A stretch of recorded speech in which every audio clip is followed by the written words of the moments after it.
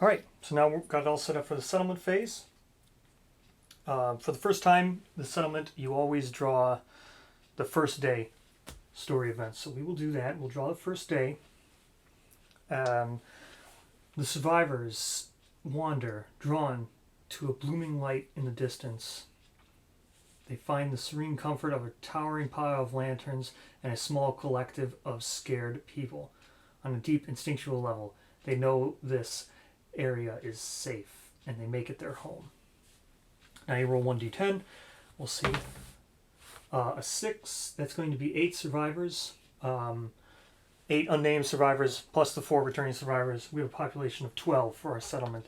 Not too bad. Not too bad. Could have been a lot worse.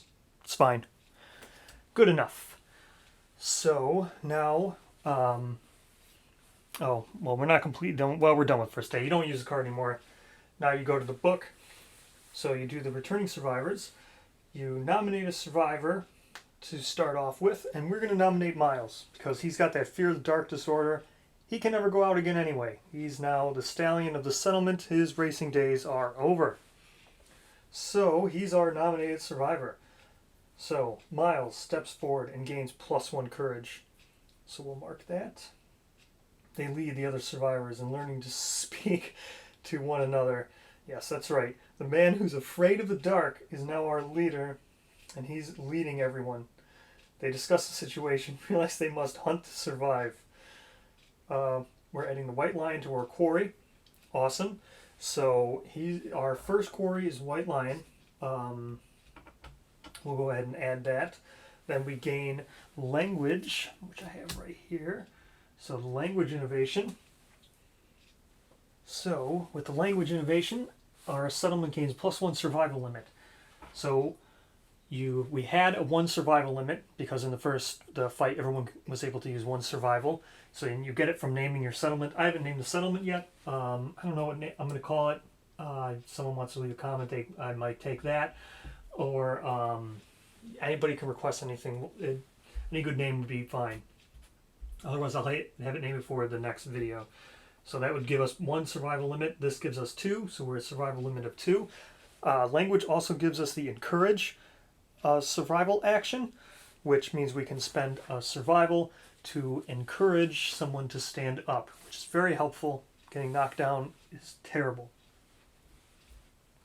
So now this is our only innovation right now in the settlement. Then you build the innovation deck, which is hovel, ammonia, inner lantern, symposium, drums, and paint. They go into a deck, and you shuffle them, and whenever you want to innovate, you would draw 2 cards and choose between them. We're not going to innovate this first year, so that sucks, but that's fine. It's just a really crappy draw here from what we got. I'm not going to be able to innovate.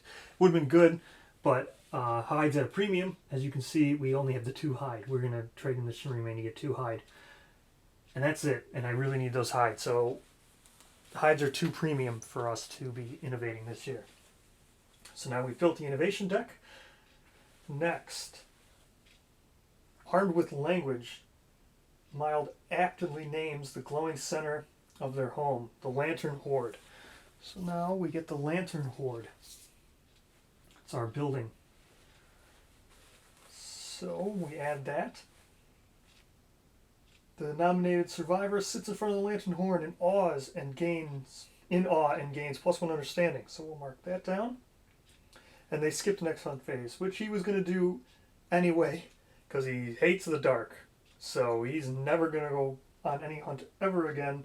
So his skip the next hunt phase is permanently checked forever.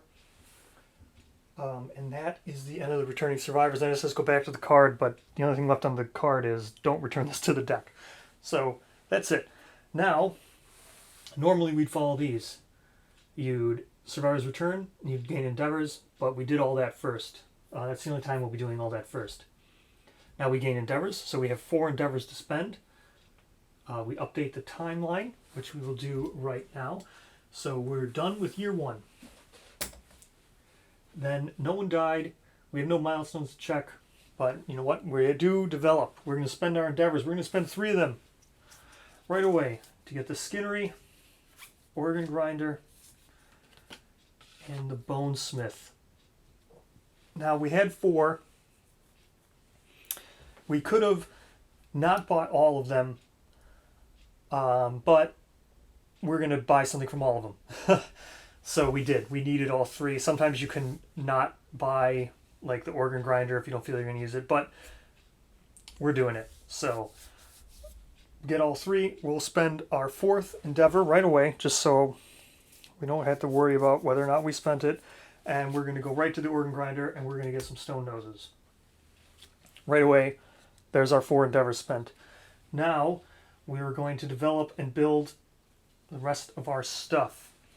So, like I said, we're going to cache the shimmering mane in. Cache that in for 2 hide. With 2 hide, we're going to build the rawhide headband and the rawhide vest. So that will give us these 2.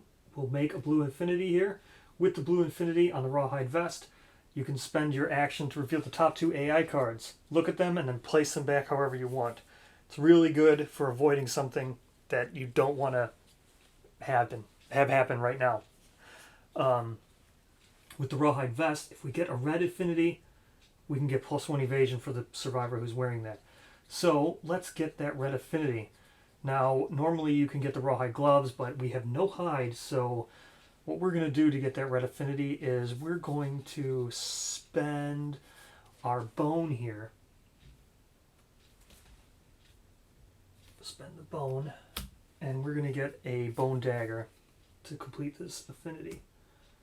Now, with this completed, we'll have +1 evasion on our tank.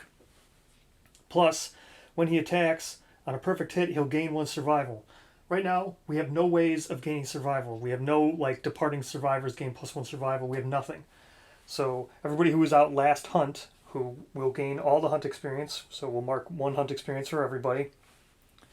Everybody who was out last hunt is going to have 0 survival, and we're probably going to want to take Riley and Aurora out with us. Myles, we got to make a new person. He's scared of the dark. He can never go back out again. Wit, he has a broken arm. He's got permanent -1 accuracy. We'll make a new person for Wit.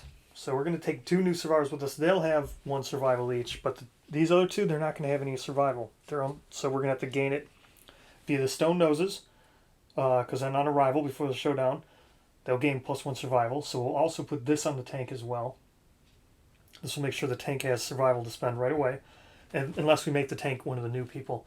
Either way, bone dagger is a good way of gaining survival right now, because on a perfect hit, not like it happens very often, it's 10% chance, but if it happens, we get a survival.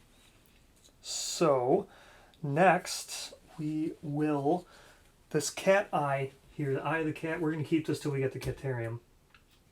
So we're not spending that. We're going to spend the golden whiskers as a organ. We're going to make monster grease for the tank. That's just +1 evasion, flat bonus, +1 evasion. We're also going to spend the sinew as an organ to build a second monster grease. Again, flat evasion boost. We will then spend the skull. I could make the skull helmet, but I'm not going to do that. I need another weapon. So we're going to spend the skull and our love juice here as an organ. And the 2 of these spent together, we will make the bone axe. Now the bone axe is frail, so if we fight something that's super dense, or if we hit a super dense location with the bone axe, it's going to break.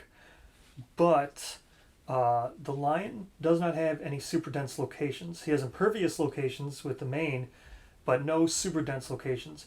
Now I don't think we're going to add the Gorm right away. Also, there's other expansions, but we're not going to add those right away. You could add the Gorm right now if you wanted to. You could do the Gorm settlement event and get Hovel and some other stuff. But since we got Eye of the Cat, we're going to hunt another white lion, get the Catarium, make the cat eye circlet. So, with that said, we're not going to spend this broken lantern. We don't have anything to do with the scrap. So now, the other thing that's good about the bone axe is it's savage. So we can talk about that next